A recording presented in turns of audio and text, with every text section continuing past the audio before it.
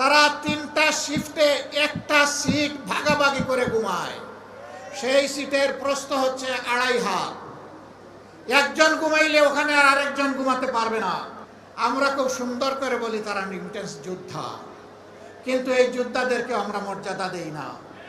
তারা যখন passport renew করতে যায়, ঘাটে ঘাটে দালালের খপ্পরে পড়ে বিলম্বিত হয়ে তারা কষ্ট পায়।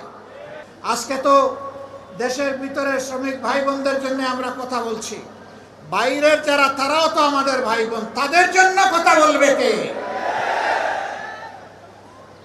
সামান্য রুটি রুজির আশায়, একটু আশ্রয়ের আশায়, একটু ভাগ্য পরিবর্তনের আশায় এরা জীবনের ঝুঁকি নিয়ে সমুদ্রে নৌকার উপর চড়ে বসে।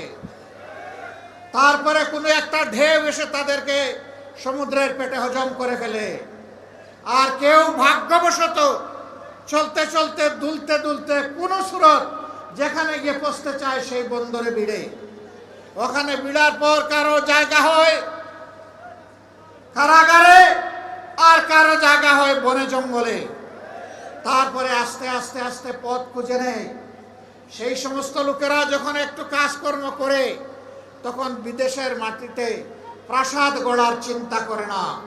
তাদের অর্জিত সমস্ত সম্পদ প্রিয় দেশে আপনজনের জন্য, দেশের জন্য পাঠিয়ে দেয়। হ্যাঁ, বৈধ পথে অনেক শ্রমিক যান, তারা যাওয়ার পথেই দালালদের খপ্পরে পড়েন, সিন্ডিকেটের খপ্পরে পড়েন। যে টাকা দিয়ে পাশের দেশের দেশসমূহের লোকেরা যায়, তার চাইতে 3 গুণ 4 গুণ ওই দালালদেরকে দিয়ে তাদেরকে বিদেশে যেতে হয়। তখন তারা সেই টাকাটাও পুষাতে পারে না, তাদেরকে মানবতার জীবনযাপন করতে হয়। 2-4টা দেশে যাওয়ার সুযোগ হয়েছে, দেখার সুযোগ হয়েছে। তারা 3টা শিফটে একটা সিট ভাগাভাগি করে ঘুমায়। সেই সিটের প্রস্থ হচ্ছে 2.5 হাত। একজন ঘুমাইলে ওখানে আর আরেকজন ঘুমাতে পারবে না। একজনের ঘুম না ভাগলে আরেকজনকে অপেক্ষা করতে হবে দাঁড়িয়ে দাঁড়িয়ে। তাদের মুখের গ্রাস তারা স্যাক্রিফাইস করে দেশে টাকা পাঠায়।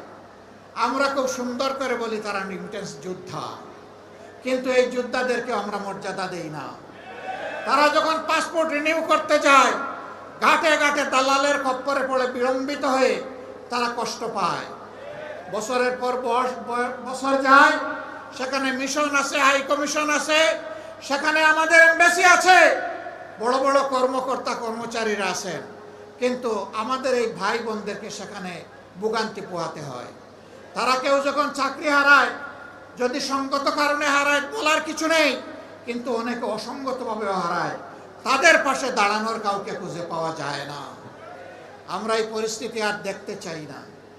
আমরা দেখতে চাই যেমন করে তাদেরকে রেমিটেন্স যোদ্ধা বলা হয়েছে, তেমন করে যেন তাদের মর্যাদাটাও তাদেরকে দেওয়া হয়।